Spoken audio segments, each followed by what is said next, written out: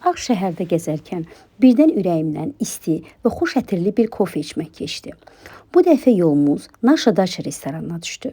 Məkan bayırdan yeni il ab-havası ilə bəzədilmişdi və ilk baxışdan insanda müsbət təəssürat yaradırdı. İçəri daxil olanda isə səmimi, isti və şirin bir atmosfer bizi qarşıladı. Restoran çox böyük olmasa da rahat oturma yerləri və xoş interyeri var idi.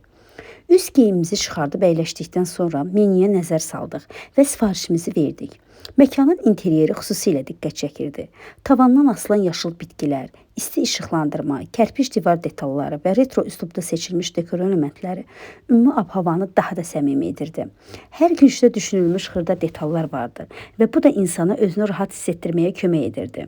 Acı kofeləri sevmədiyim üçün seçimim raf və manqolu moka oldu. Rafın qiyməti 8 manat, manqolu mokanın qiyməti isə 7 manat idi. Hər iki kofe çox dadlı idi. Xüsusilə manqolu moka fərqli aroması ilə diqqətimi çəkdi. Kofelerin yanında bir dilim ballı tort sifariş etdik.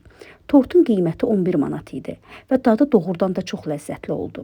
Nə çox ağır, nə də həddindən artıq şirin idi və kofe ilə mükəmməl uyğunlaşırdı.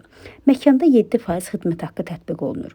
Ümumilikdə etdiyimiz sifariş üçün 27 manat 82 qəpik ödəniş etdik.